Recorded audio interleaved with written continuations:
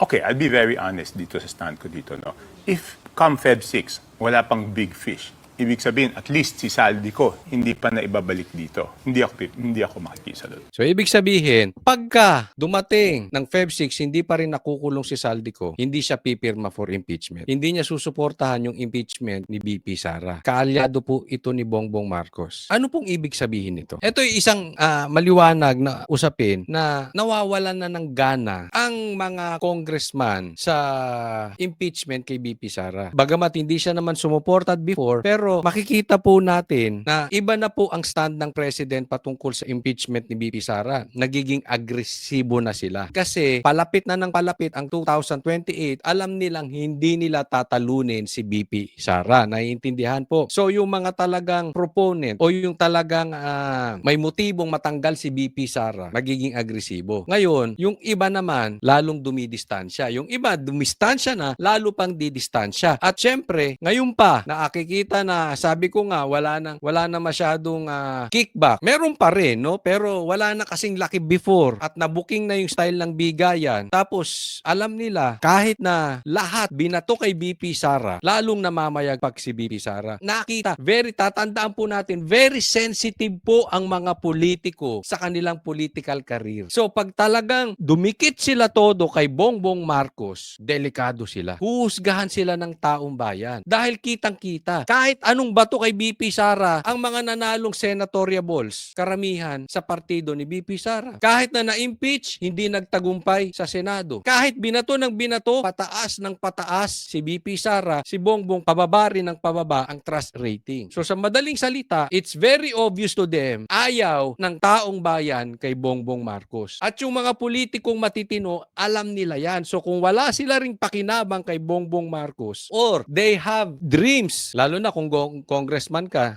local election ka lang, meron kang pangarap for higher position, hindi mo pwedeng kalabanin ngayon si BP Sara. Huhusgahan ka ng tao. Kaya nga mag-iingat po tayo dahil ayoko silang pangalanan, pero marami na rin gumagamit ng mga may pangarap sa politika, ginagamit si BP Sara. Marami na yon at maglalabasan yan. So, mag-iingat din tayo. Hindi lang po mga politiko, even mga vloggers, nag-iiba na ng tono. Yung iba dyan lilipat na. Lalo na pag nawala na ng pondo, yung mga pang-vloggers, pang-trolls, itong administrasyon, lilipat na yan. Siyempre, kikita nila, mas malakas sa kabila. Kasi napaka-hypocrite naman namin, di ba? Kung if we can go back to the impeachment, the possible impeachment complaint against President Bongbong Marcos. So, Kong Erice cited a possible betrayal of public trust based on anomalies in the budget.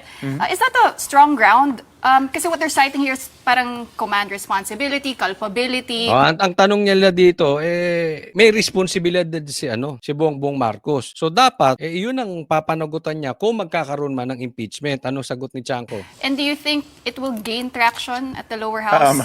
Please, I hope you allow me not to answer that question unless talagang may impeachment complaint. No? Medyo napaisip lang ako nung sinabi lang ni Kong Erice na, di ba kung tama yung intindi ko, kahit yung merong mga nasa mayorya Yes. na May isa. May dalawa. Dalawa yata. Dalawang Dalawa. majority and some independents. Okay. So, yun, medyo napaisip lang ako doon. Kung yun strategiya. Again, no, kasi ang problema dito, lahat speculation eh. Pero ibig sabihin yan ba, strategiya ng ibang nasa mayorya dahil medyo ipit ang budget ngayon?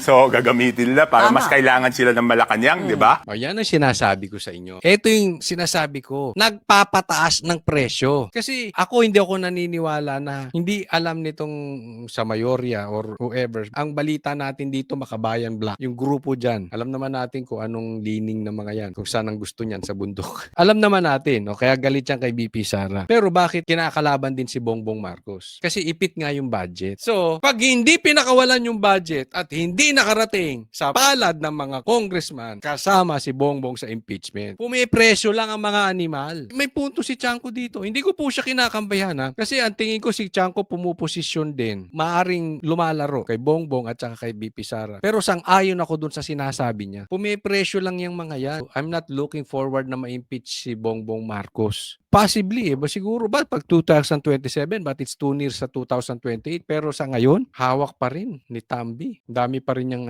Pero malayo pa para ilaglag nila si Bongbong Marcos.